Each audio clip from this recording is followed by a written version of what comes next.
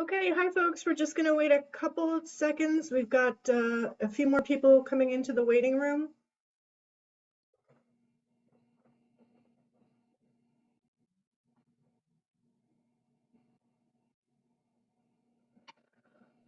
Okay, let's get started. Me and my tomatoes, my Jersey tomatoes written in here. Sorry, it's the best background I got. Tonight's program is brought to you by Save Ellis Island, Inc., the nonprofit partner of the National Park Service for the restoration and reuse of the 29 historic hospital buildings on Ellis Island's south side.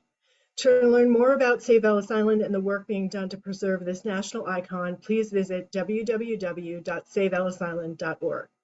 My name is Bonnie Lynn Nadzika. I work for Save Ellis Island, and joining us tonight is, I'm so excited, Rhys Bowen and Clare Broyles. Rhys Bowen is the New York Times bestseller of more than 40 novels, and I've read most of them, including the Venice Sketchbook, nominated for the Edgar Award for Best Novel, The Victory Garden, The Tuscan Child, and the World War II based In Fairly Field, winner of the Left Coast Crime Award for Best Historical Novel and the Agatha Award for Best Historical Novel. Bowen's work has been received over 20 honors to date, including multiple Agatha, Anthony, and Macavity Awards. Her books have been translated into many languages, and she has fans around the world, including 60,000 Facebook followers. Clare Broyles, who is Rhys's daughter, is a teacher and musician. She began collaborating with her mother on the Molly Murphy mystery series with Wild Irish Rose, the book we're going to discuss tonight. She has worked as a composer and an arranger in theater for both Arizona Theater Company and Child's Play, and was nominated for an Arizona Zony Theater Award. Clare is married to a teacher, and they have 3 children. We are delighted to have them with us tonight to talk about Wild Irish Rose. And if you have any questions, please type them in the chat. We'll be taking questions from the audience at the end. Welcome, Rhys and Clare. Thank you so much for taking the time out of your very busy schedules to be with us this evening. Oh, it's a pleasure. Thank you. Thank you. So I'm just going to jump right in. You know, your character, you have a few different series, but the character we're discussing tonight is Molly Murphy, who is an Irish immigrant, like so many that came through Ellis Island. And I'm wondering, Rhys, what was your original inspiration for the character of Molly Murphy? Well, the inspiration was twofold. I'd been writing a series with a Welsh police constable called Constable Evans, and he was very nice, but he was starting to annoy me because he was too polite. When his superiors were rude to him, instead of telling them what he thought, he walked away mumbling. And I wanted to write about someone who wasn't quite as always polite, who had a strong sense of justice, and who didn't always know when to back off and shut up. Someone, I have to say, a little more like me, because I have been known to stand in the quick check line at Safeway and go 1, 2, 3, 4, 5, 6. So I wanted to write a first-person feisty female who had this strong sense of justice and was not always wise. So she was lurking in the back of my mind when I went to Ellis Island. And that was entirely fortuitous. I had a free afternoon in New York, and I thought, oh, I've never been to Ellis Island. So I hopped on the boat and I got there. And I was completely unprepared for the emotional overload I felt there. You know, I don't have any ancestors coming through Ellis Island, but standing there, I just felt those walls were crying out to me, saying, we have seen great joy and great sorrow. And I thought, I could imagine the people coming there, and some of them had fled from unimaginable horrors and got as far as Ellis Island. And then someone said, welcome to America, and everything was okay. And other people had come this far with the same backgrounds, the same horrors they'd fled from. And they got to Ellis Island and maybe something went wrong. I thought, what if you had 5 little kids and one of them failed the medical inspection and was going to be sent back? What would you do? And I pictured the mother looking at the father and saying, well, I'll take her back and the rest of you stay and have a good life. And he'd say, no, we're not going to be split up. So he said, we'll all go back, but there was nothing to go back to. So I thought, I have to write about this place. And then standing on Ellis Island, you know, as you look across that narrow strip of shining water, and there's the Manhattan skyline. And I thought, you can only cross this if you've been given permission to do so by the government. I thought this is the ultimate locked room mystery. So that was what got me started. That's fantastic. Yeah, and some of the people wind up in the hospital at Ellis Island too. They did, yes. Yeah, which is the story our organization tells. Now, so this inspiration for your first book, Molly's a newly arrived Irish immigrant. She's processed at Ellis Island, and things don't go smoothly for her at first. So I'm wondering, Claire and Rhys, for this most recent book, what made you decide to have Molly return to Ellis Island now that she's settled into her life in New York City? Claire, why don't you answer this? Well, it was my first time collaborating on this. And I think the part of Molly's story that resonated the most with me was her immigrant story and her trip through Ellis Island. And also the series had been sitting for a while. And so we wanted a feeling of restarting. Let's take Molly back to her roots and let's remind her, as well as our audience, of where she came from. And also, having read Molly Murphy, the Ellis Island as a character was very appealing to me.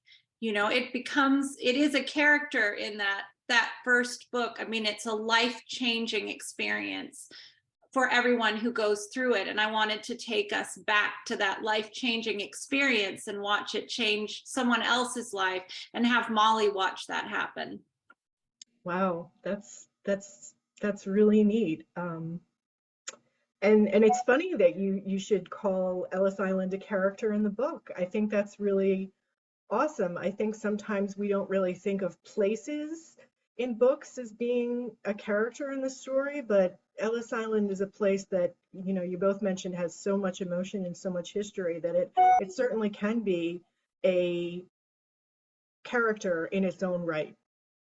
So I know one of you was going to read a brief passage from the Molly Murphy book. Yes, we're both going to read a little bit of it. So okay, great. Thank you.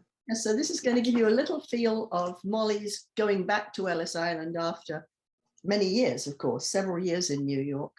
There's the cover, by the way, in case you want to see it. It's a beautiful cover, and it's available on the Ellis Island website, signed copies. Please get one. Yes. The air coming off the Atlantic Ocean was frigid.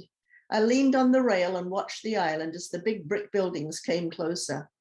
It looks like a fairy castle. Bridie came up and stood close. I saw what she meant. The domes and spires were covered with snow and ice and glittered in the clear winter sun. I don't remember it being pretty. Well, you were so little, I tried to smile at her, but my cheeks were too frozen to move. I doubt you could see anything but boots. Workers rushed out to tie up the boat as we came into the dock, and a uniformed official put a gangplank into place, saluting us. Everyone take a bundle, Gus called forcefully, and the young women leapt to obey. Welcome, ladies, the official said. Commissioner Watchcorn has asked me to make sure you have everything you need, so follow me, please. Another ferry has just come in. We will want to make sure you get safely to the tables we set up for you before we're overwhelmed. The ferry must have just come in from the ocean liner we had seen. It was tied up right beside us, and I watched the line of men, women, and children stream off it. As the group on my boat leapt efficiently into action, I felt frozen. The people getting off that ferry looked like they could have been from Ballykillen. When you're far from home and you see people from your country, every face looks like a family member's. These faces, the clothes, some worn and ragged, and some their Sunday best, and even the baskets and cloth of the bundles. It all took me back to my childhood. And my childhood as an Irish peasant, looking with envy at the English who ruled us, was not a happy one. My heart began to pound. I half expected someone to look up from that line and say, look at that Molly Murphy putting on airs and graces and thinking herself better than us. Get back into the line where you belong.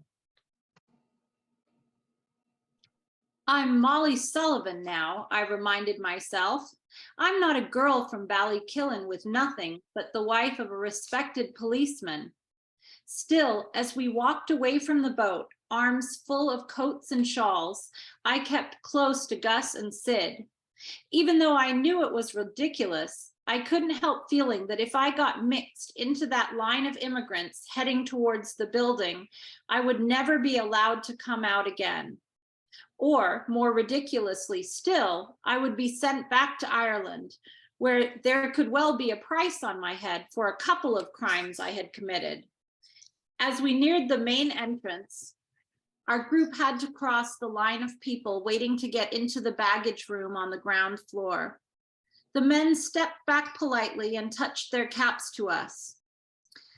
"We set a couple of tables for you on the far side near the money changers," the official who was guiding us said. "That's where the women can find themselves some warm clothing while the men wait in line to change their money. And there are also more tables out by the kissing post." "The what?" one of our group asked in astonishment. The man grinned. "That's what we call the dock area, where the immigrants catch their ferries to Manhattan or to the train station on the Jersey Shore," he said. "It's where their long-lost relatives can wait for them. There is always a lot of kissing and hugging and crying going on." Miss Ransom turned back to Bridie and me. "Why don't you ladies take the table out on the ferry dock?" she said. "I don't think I'm well enough equipped for the cold. If I'd known, I'd have worn my ski outfit I acquired in Switzerland." And she gave us the sweetest smile. If she had actually said, "because you look more like the arriving peasants," she couldn't have made it clearer. "We'll be happy to man the dock area," Gus said. "We're made of sterner stuff, aren't we, Bridie?" And she swept ahead with her bundle of clothing. We skirted the building and came to some tables set up for us. More immigrants were coming out, ready to board the ferries for New York or New Jersey. Most of them, especially those from Southern Europe, were shockingly under-equipped for the weather. Some women had on cotton dresses, and the men's light jacket or vests must have done nothing to ward off the cold. I didn't want to let a single one go on further without a warmer item of clothing, and it seemed that the other women in the group felt the same. We started handing out the coats and cloaks before we even got to the table, which resulted in people swarming around us, much to Gus's annoyance. "Ladies, please put your clothes down here, and everyone form a line if you want warm clothing." Gus's voice rang out in the frigid air. She had us set down the clothes in piles on the table, and a line formed of people who were exiting the main building.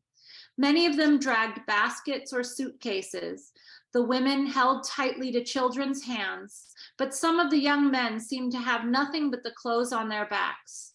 Now that they were out of the building, everyone was smiling, slapping each other on the back, or hugging. I undid my bundle and started handing out coats, shawls, scarves, all eagerly snatched from my hands. I didn't have a second to breathe, but the first time I glanced up, I spotted a young woman rushing into the arms of a man on the dock. It was so touching, it brought tears to my eyes. Good. I love the fact that you've got Molly and she's got this whole life. She owns a house, she's got a child, she's got a husband who's with the police, and she's still afraid. The part about going through Ellis Island is so emotional that she still has that fear. I think that's really a wonderful scene, not only for Molly, but for the readers too, to kind of get that sense of how powerful Ellis Island is. Mhm. So my next question is, as we've established, I am a longtime reader. And one of the things that I love about your characters is that they have grown over the series. Molly in this book, even though she's a little bit intimidated by Ellis Island, is not the Molly that first arrived in Ellis Island. And they have growth over this series. And I think sometimes readers, we get turned off because, you see, as you were saying before, Rhys, with Evans, that you just kind of think, well, why are you doing the same thing over again? So I'm wondering, how does this process work? How does the character evolve? Does it come from a story idea and you think, oh, this story would take the character in this place? Or is it kind of like you get the story idea and you think um, you have an idea for the character and you want them to go in that direction and that influences the story? Well, I don't want this to sound facetious, but I have absolutely no control over my characters whatsoever. Once I've created them, they set off their own, marching determinedly ahead, and I have to run to catch up all the time. So Molly's been exactly like that. I never in any of the books think, well, in this book, I'm going to show that Molly, she just does. I think once you know your character, you know how they would evolve too. I mean, intrinsically in my heart, I know how Molly would behave in each situation.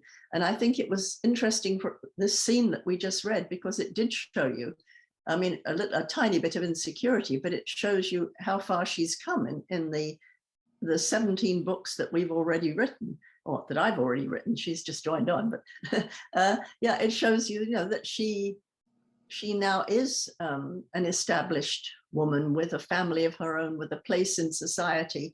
And when you think how far she's come, sorry, from that little village in Ireland, in the smallest of cottages, and with nothing, she's grown a long way. And I think as the book goes on here, she really does appreciate that and comes to realize, I am a woman who has some power now. But as for making her more powerful, no, she's done that herself. She's very good at doing that herself. Now, Claire, is that true for you as you've joined in reading these books or writing these books? Absolutely. In fact, I don't think that we could collaborate if we had vastly different writing styles.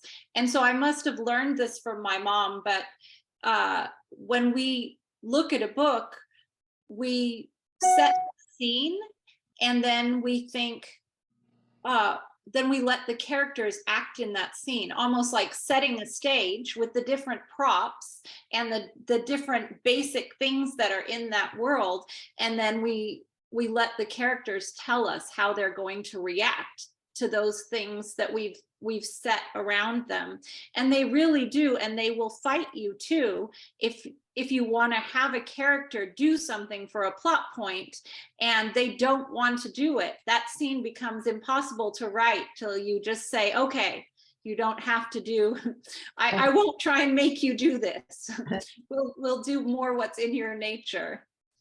That is so true, Claire. Yes, I like to, when I write, I like to go through all the emotions that I know my reader is going to go through. So if I'm surprised when a character does something that I hadn't really expected, I'm thrilled about that. And I want to be scared if my character is acting in a way that's really rather dangerous or stupid. I want to say, no, don't go there, but they don't listen to me. They do go there, So I think if I were the puppet master, or if Claire and I were puppet masters, and we said, now in this scene, Molly is going to show great remorse at blah, blah, I don't think it would come out as well. I think it's because we're enjoying living with those characters. But I think it's great too. I mean, that you have these background, Sid and Gus get mentioned, her husband gets mentioned. And what's great about those characters is they've all grown too. I think especially her husband. And that's really, really neat to see that relationship develop too, where he starts to accept that maybe she's more than just the woman who cleans the house and cooks the meals and takes care of their child. Well, that's definitely a growth that I think maybe I had in mind to start with. I can't tell you how many letters I get saying, that awful Daniel Sullivan bossing her around, at the beginning, don't let her marry him, etc. And I have written back and said, you have to understand, he's a man of his time. As a man of his time, he's very liberal in what he lets his wife do. If we go by the laws of the time, a woman was the property of her husband in New York State. She had no rights. Once she married, any possessions she had became his. If she wanted to divorce him, she could never take the children because they were his. He was allowed to beat her with a stick no bigger than his thumb. That was rule of thumb. And so he was the one who controlled everything. So he could be a completely dominant figure. The fact that she goes off on her own and sometimes does some investigating, he doesn't say, from now on, I forbid you to ever leave the house. He sort of says, you know, for goodness sake, don't get yourself into danger. He cares about her. And I think that's what's nice is as we've gone along, not only does he care about her, but he comes to realize that she has some skills that maybe he lacks. Her observation, her intuition, maybe helping her to help him with crimes. And he does occasionally ask for her help, which is nice. And in Wild Irish Rose, there is a scene where she does an amazing piece of detecting, and he just can't believe, he thinks she's taken a shortcut. He thinks that she's gone behind his back and asked someone how to find this person. And when he finally realizes that how good of a detective she is, that she was able to track someone down in an afternoon, I think it opens his eyes a lot to how good of a detective she is, and that she can be a partner. Yeah. Now, Rhys, you're a very prolific author with a number of series as well as standalone books. And I'm wondering, I know this is a tough question for all authors, but do you have a favorite character, either a main character or a recurring supporting character? Well, I couldn't, you know, if you ask me, do you like Molly or Georgie or Constable Evans or one of those better? It's like saying which of your children's your favorite. So I couldn't say that. But I do have a couple of favorite characters. In the Royal Spinist series, I'm really fond of Lady Georgie's grandfather. He is, you know, for those of you who don't know, the Royal Spinist series, she is related to the royal family, but her father, who was Queen Victoria's grandson, married a famous actress who came from very humble background. And so her grandfather is this lovely Cockney gentleman who lives very humbly, and she was kept from meeting him most of her life. And now she has met him, and he's really the one who can show her love and support unconditionally, which she's never had before. So I love writing about him. In the Molly series, I do love Sid and Gus. For those of you who don't know, they're Molly's neighbors who live across Patchen Place from her. And if you go and look at Patchen Place in New York, it's just the same still. And I can point out which is Molly's house and which is Sid and Gus's. And I was there not too long ago again. Nothing's changed. It's lovely. But they are women they're a couple to start with. They're of independent means. So they don't have to kowtow to society. They can live the life they want. And they always come up with great things they want to do, which are often quite impractical.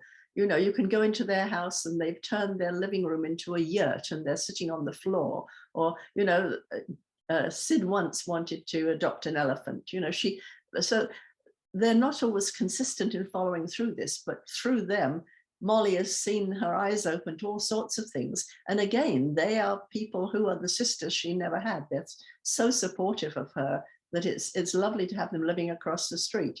I have to say too that the beginning of this series, I got quite a lot of letters saying, well, now you've included that awful lesbian couple, I'm never going to read your books again.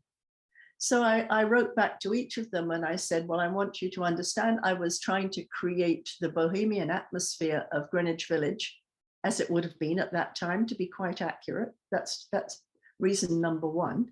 And reason number two is that they're the neighbors that I would want across the street. They really are fun. And I think that's one of the things that's really enjoyable about your books is the background characters are just so rich and not even, I mean, it's really fun because you have Molly going through all these historical events throughout the series, and Teddy Roosevelt gets involved, and she goes off to Paris and meets Mary Cassatt, the painter. So I think that's one of the things that's really fun about your books is that it's not just the main character that's engaging, but the other characters as well. So I'm wondering, and I think Claire has the answer for this, what brought you to collaborate on a novel together, and why did you choose Molly out of the characters? Well, I always of course, have been following my mom on Facebook and just so proud of her and her career. And I would see people saying on Facebook, oh, when is the next Molly book? When is the next Molly? And I loved Molly too. And I had asked my mom about it, and she said, oh, there's not going to be another Molly book because I'm doing 2 books a year as it is. Which is pretty amazing if you think about writing 2 novels a year, 1 Georgie and 1 big standalone. I don't know how she manages to do it. So, but I really liked Molly. And as I thought about the different books in the series, and I thought I could write that with some guidance or some collaboration. I know I could write that. So that's what I approached her with. Would you be interested in collaborating or in letting me take the series? You know, would it even be a possibility? And she, being a very nice mother, said yes. And then I think almost immediately she probably thought, oh, help, I hope she actually can do this. And that we, you know, it's good for us. But then once we did start working together, it was pretty seamless to work together. And I will share that at the beginning, I was quite terrified. I would write a chapter and then I would wait for her to read the chapter, and I would sort of think, is this okay? You know, is this up to the mark? And so it was a huge relief if she would sort of say, oh, okay, well, I'll go on to the next one. And then I was like, is this okay? Was it all right? She's, oh yeah, it's fine. Let's go. You know, it's absolutely, you know, it's what we needed to do. So with that, it just seems like we've been able to work very well, and it's been incredibly fun. I mean, to be able to write and then get immediate feedback on it. And then if you're stuck, to have someone to call and say, wait, how did they get the poison in this? Or how did they do this? And then you get to talk it out with somebody, and just laugh a lot together as we're doing it as well. Yeah. Well, I have to say that if I read the book now, I can't tell you which bits of it I wrote and which bits Claire wrote. You know, sometimes I can see one phrase that I know is mine, but on the whole, you know, as I say, it's been so seamless that, you know, she would write a bit and I would write a bit. And really it was according to what tickled our fancy. Claire would say, well, I've got a good vision of the party scene. Why don't I do that? And the other thing that's so nice with her is, this is the 18th book in the series. I've done a lot. I've done my research. I've been a good girl all through the beginning books. There I was in New York watching, walking every inch that Molly walked, looking through old photographs, so that if I'm writing, she's walking up Fifth Avenue, I can tell you the name of the tailor on Fifth Avenue she's going to pass, you know. So I did all my research, a lot of it at the beginning. And the funny thing was that I really, in those beginning books, I would walk everywhere that Molly walked, and I would get letters from people saying, you had, and I'd write back, I did it. So, you know, I shut it down instantly. So, but Claire loves the research and she's very good at it. So for the books that we now just finished our 3rd book together, she comes up with really interesting things that I wouldn't have found out. For example, the book we've just finished is set in the Catskill Mountains at the beginning of the Jewish bungalow communities there. So Claire suddenly said, oh, well, there was a bluestone quarry. They were mining bluestone to pave New York City right there. So that would be an annoyance. They'd be blasting. That'd be, you know, you could kill someone with a blast. And then she said, but there was a new state park right next door. It was just a newly formed state park. So we've got an environmental factor. So, you know, all these things came in to make the story much more fun. That's great. See, it's very interesting. And I think for some of our regular people who tune into these, our last book was done by 3 authors, and they each took a character and developed a character and alternated. So it's really interesting to hear that there are, you know, different ways that authors collaborate with one another to come up with a finished book. Yeah. Oh, I don't think we could do that. We couldn't take a character each, could we? We'd want to keep changing them to what we wanted. Absolutely. Yeah. So Claire, what has this all been like for you? I mean, you have a full-time career, you're a teacher, you're an active musician. How do you fit this in? Plus you're doing book promotion and all that good stuff. Well, it can be some long days. So I mostly just get up really early, about 5:45. My lovely husband makes me a cup of coffee, and then I sit and write, and I try and do my 2 pages before I go to work in the morning. Because I know once I get back from teaching all day, I will not have a creative bone in my body left. So I can't write in the afternoons after school. I've used it all up, but I can get up and do ideally 2, if not 2, 1, but get something on the page every morning, and then use my Saturdays and Sundays to get more done.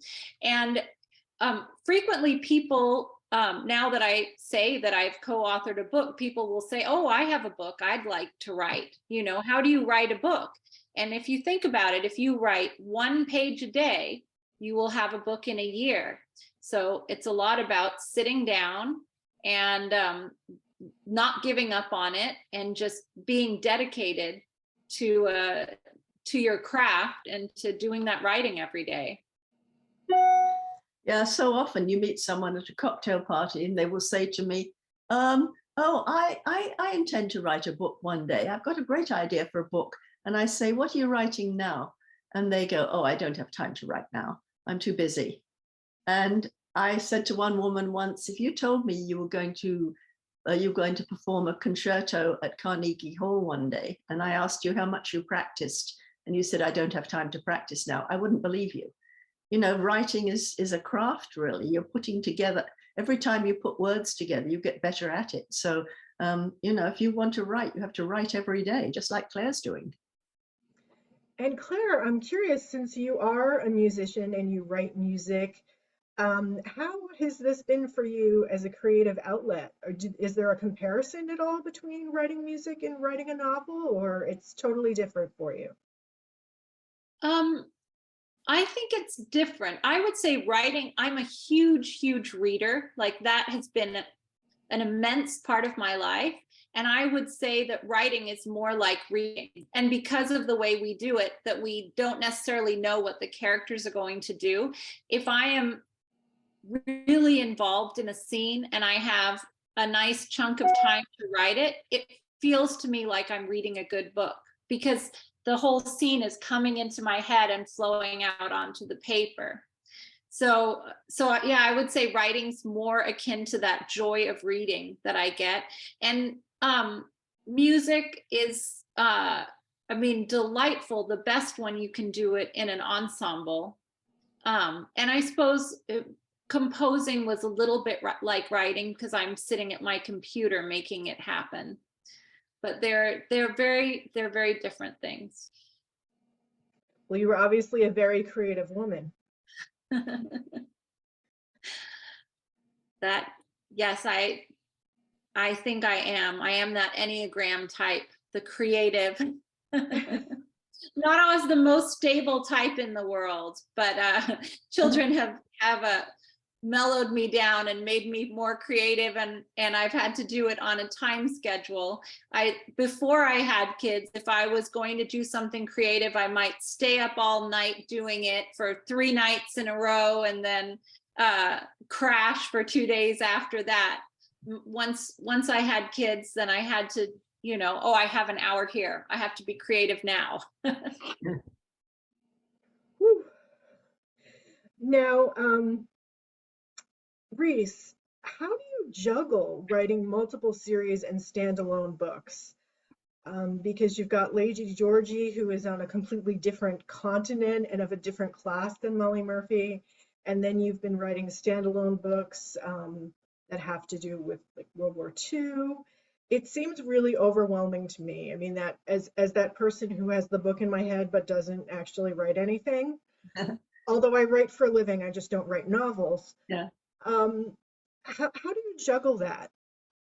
Well, I'm probably a crazy woman who have to be put into a straitjacket and taken away, because I was doing 2 books a year, which was quite a challenge because one of them is quite a big standalone that can have over 400 pages and need lots of research.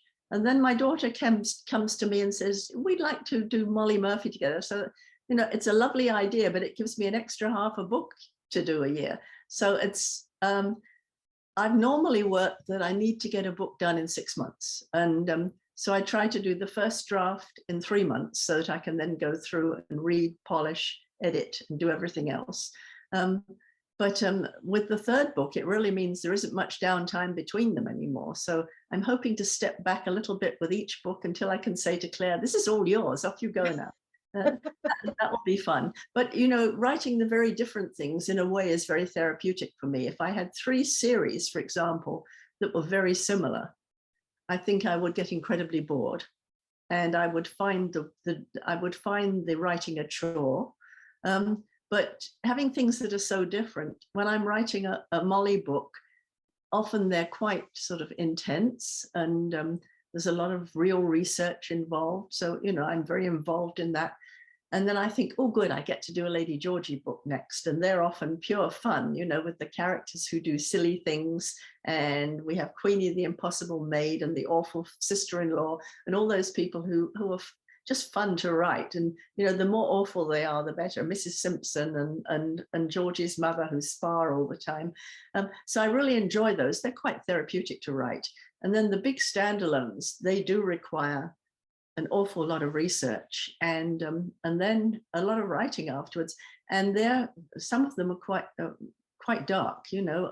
Most of my standalones have taken place at a time of war, and so people are going to suffer, and bad things are going to happen. So I find that much harder. I don't like making my characters go through too much suffering, but you have to. If you're a writer, you have to make your characters suffer. So I do find them much a bigger challenge, but in the end, much more rewarding because I've captured a moment in time. Yeah, and there's a few other members of the royal family that shows up in the Lady Georgie books. But there are. Yeah, I mean, we from the very beginning, we met the Prince of Wales and a strange American woman whose name we didn't know at that time. And I was hoping that all the readers were going to go, "Oh, I know who that is. That's Mrs. Simpson." But I'm up to book 16 in that too. So there you are.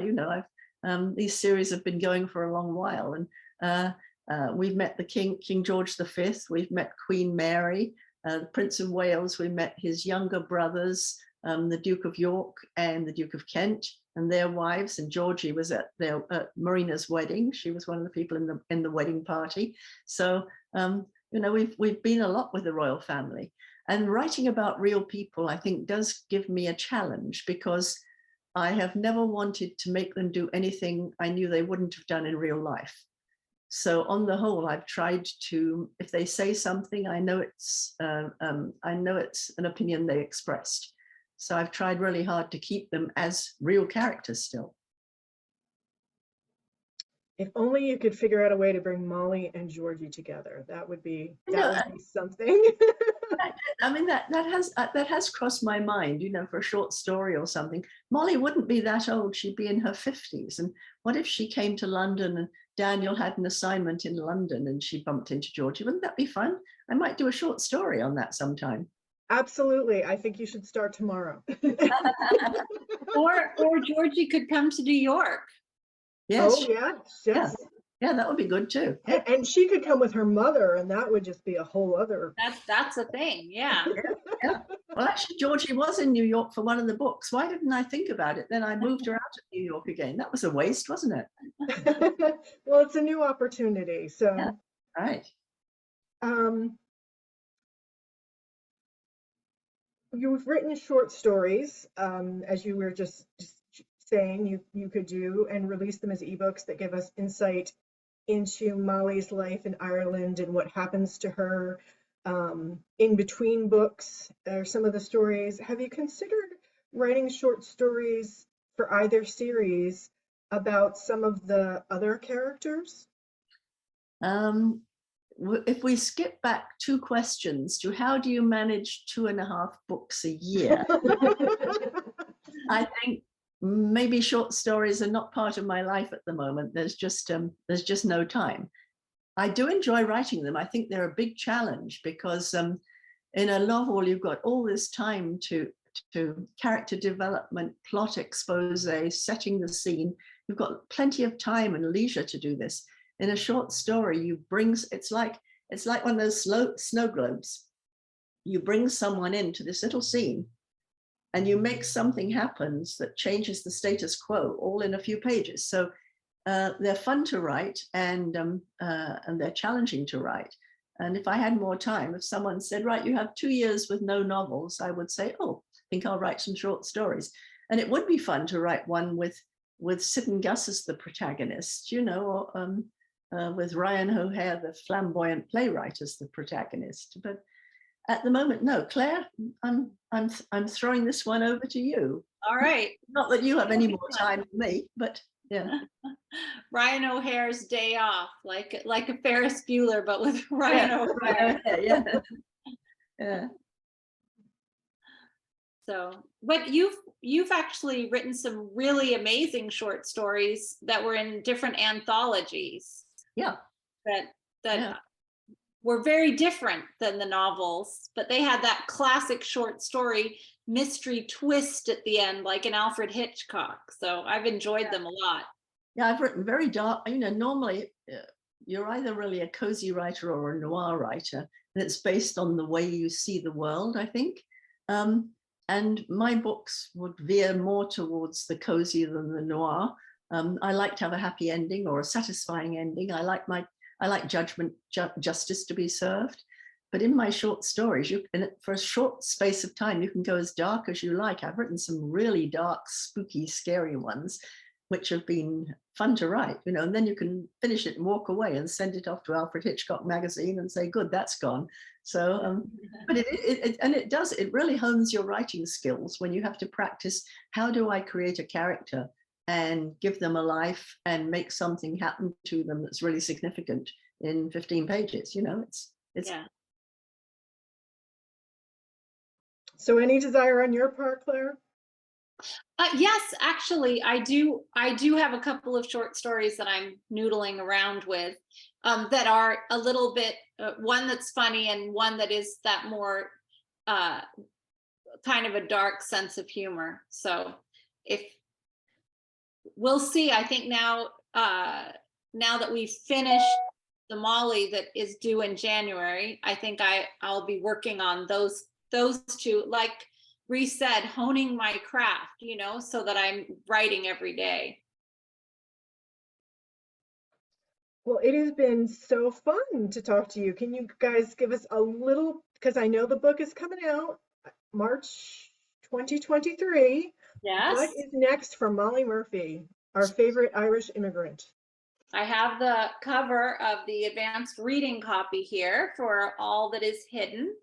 So as Rhys was mentioning the research, this took a lot of research into Tammany Hall and the fact that, so when I research, I like to read the New York Times for every day that we will be covering, because you can get it on the E-Times. So I go back and I read that day's New York Times cover to cover for several weeks period to see what is going on. And during this, there was an election for Tammany Hall, and William Randolph Hearst is going up against Tammany Hall. He's preparing to run for mayor against them.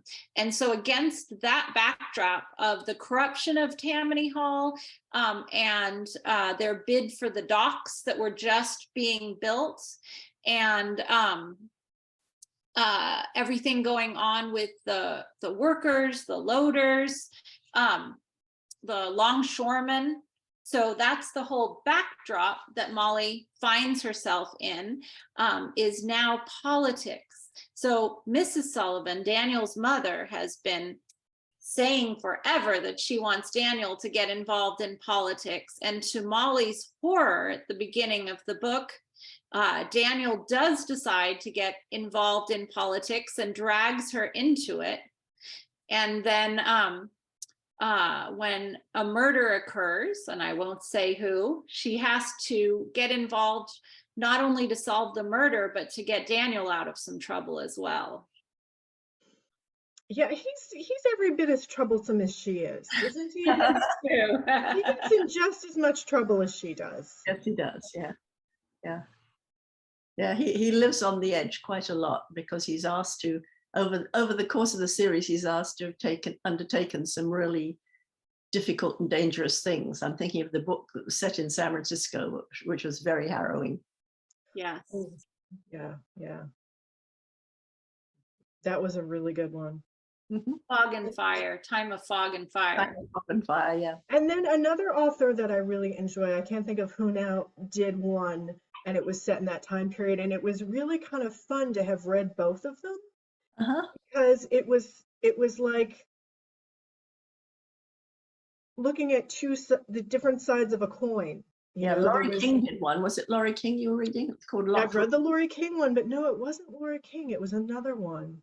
Was it further ago? Was it it wasn't the Diane Day one, was it longer, about 20 years ago? No. No. Although I think I read that one too. Yeah. Yeah. Yeah. There's my story, folks. I'm reading about murder and mayhem all the time. Do we have any questions for Rhys or Claire?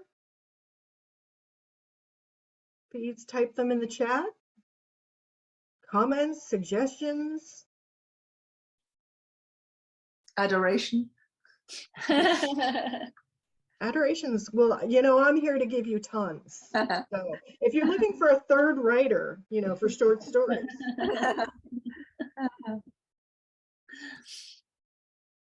Well, we'll take book suggestions too, right? In the chat. If you have something you wish that Molly would do or experience, or you've always thought, oh, I think Molly should do this, or this should turn up, then let us know.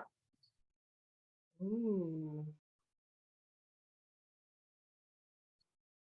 She's been to Newport and she's been to Paris. San Francisco, you're taking her to the Catskills. Washington, D.C. Yeah, that did cross my mind before, because Daniel was working for the president, Teddy Roosevelt, and there was some suggestion that he might want to come down and work on a more permanent basis, and that never happened. But I don't know much about Washington, D.C. at that time, so I would have to do a little bit of research. And, I don't know, these days it's a very boring place. There's not much that's, well, it is. It's one of those places that's spread out, and it's, you've got your gardens and your buildings and things, but you don't get that feeling of city life that you get in New York. Yeah, it's a lot more transient than when you're Chicago. Maybe Chicago would be good for Molly. Yeah, at a World's Fair for Molly. We did do World's Fair. We did do the one in Buffalo, yes. Yeah, she was there when McKinley got shot. Yep. Yeah. When was the one in St. Louis? The Meet Me in St. Louis one, wasn't that around this time? Like that was 1910, I believe, a little bit after this. So that can be coming up. We're in 1907 right now. Yeah. Well, now for many, of course, Gus is Augusta Walcott of the Boston Walcotts. So Boston is always an option too, if we ever wanted to do something with Gus's family. Yeah.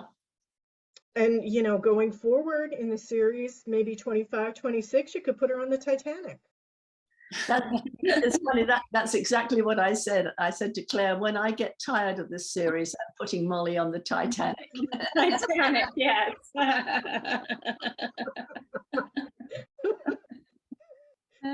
Rose is leaving her behind with Jack. Okay, I see. No, it'll be glug, glug, glug. But that'll be book 49. We've got a way to go yet. Okay. So you're not at the Agatha Christie point yet, where you hate Hercule Poirot. No, I haven't. If if I made a vow to myself that if ever I had to start one of my books and I thought, oh God, I've got to go back to Molly again, I would stop, because I have to enjoy it as much as the reader enjoys it. You can tell when a writer really loves what they're doing, and you can tell when a writer thinks, oh, I better do another book in this series, and you always get the difference. So you have to love what you're doing. And I can tell how you feel about Wallace Simpson. Love her. Yeah. We have to be very grateful to her. As Winston Churchill said, if it weren't for Mrs. Simpson, we'd all be speaking German right now. It's true. That's true. That's a really interesting book that I read. Who's that author? She wrote a book about a young woman who's a journalist, and she's sent to Bermuda during the war, and she winds up in the circle of Beatrice Williams. Yeah, that was a really fun book. Yeah, the Bahamas, not Bermuda. That's right. Yeah, that was kind of a fun book.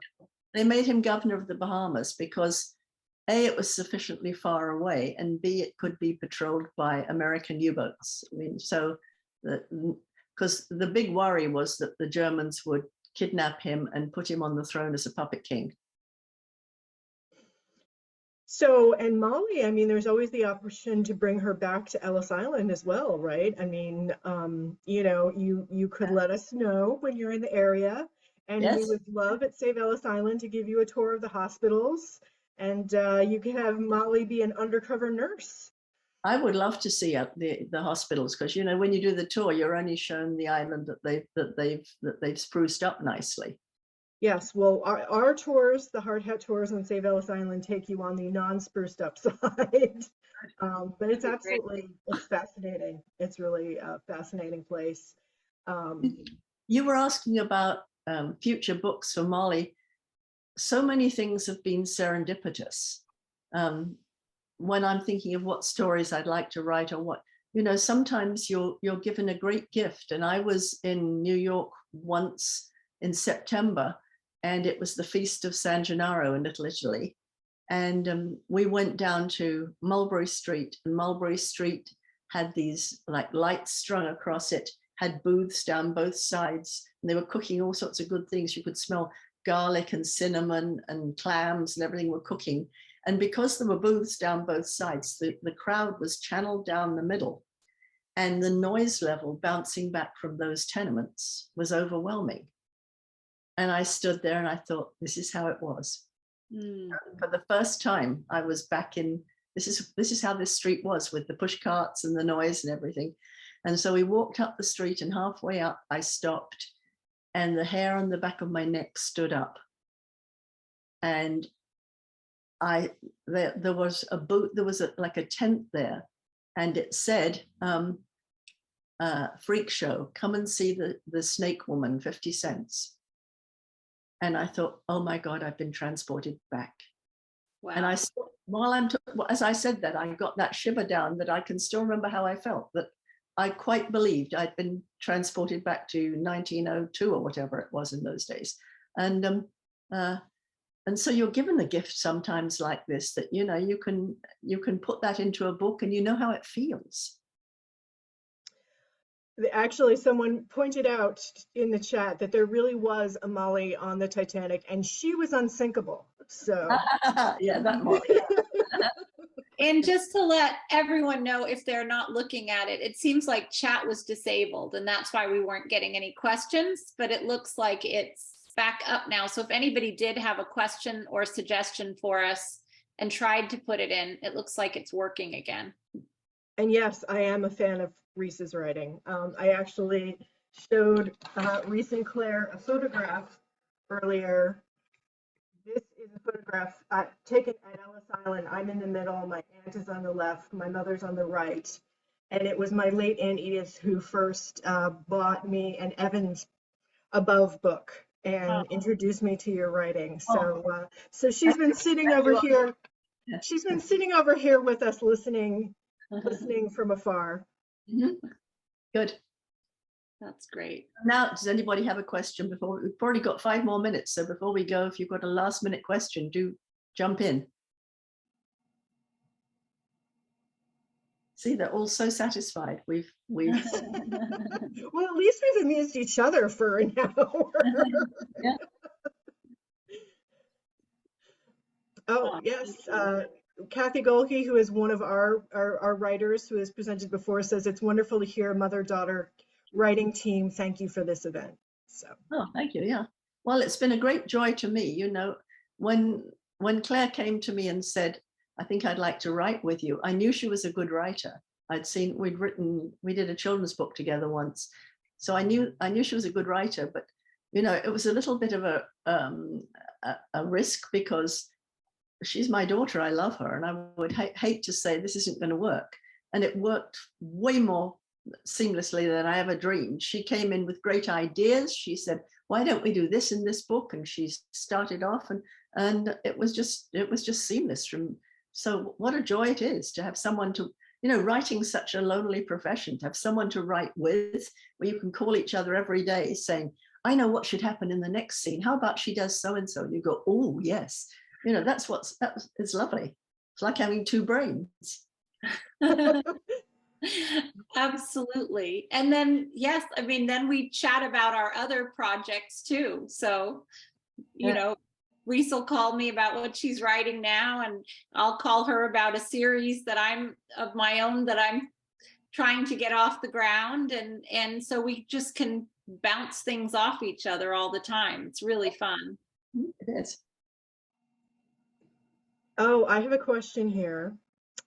So not far from Ellis Island, about 25 miles or so, is a lake in New Jersey that has had a series of hotels and well-to-do homes. And so Anne from North Carolina wants to know if Molly Murphy could visit.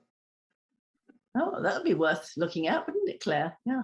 Yes, Maybe, and we had that's talked about the Jersey Devil. So we're looking at things that were very relevant, and the Jersey Devil was a huge thing at that time. So, you know. I'll send you some information about this historic area, because there's a house, it's actually up for sale. If you have $4 million, you can buy the house of a Lotta Crabtree, who was a silent film actress, and built this big mansion. Now that's another thing we're talking about doing, is doing something with the first of the movies. You know, you had Edison on Long Island, in New Jersey, and you had another person, what was his name, in New York. They were competitors. Yes. Yeah, so that would be a fun thing to write about too, the movies. And Kendra also suggests Mackinac Island, which is a great setting. Yeah, I was invited to come and speak on Mackinac Island, and they put me up at the Grand Hotel, and that was really fun. Someday, it's on my list with writing a novel. All right, well, I think we're going to wrap up. Thank you so much for joining us. You know, and if anybody has any ideas for authors that they would like to see, I actually am the one who suggested Rhys, and it was double fun to have her daughter Claire with us. And so on behalf of Ellis Island, thank you for participating in the event today. Autographed copies of Wild Irish Rose are available on the Save Ellis Island website, www.saveellisisland.org. Stay tuned. We are working on new author events for 2023, and visit saveellisisland.org to become a member, learn more about the restoration work being done on the hospital, and the ways that you can donate and help save this national icon and preserve our history for future generations. Guided tours of the hospital complex are available. Tour schedules and further details are also on the website, www.saveellisisland.org. Thank you, everyone. Thank you. Bye. Bye.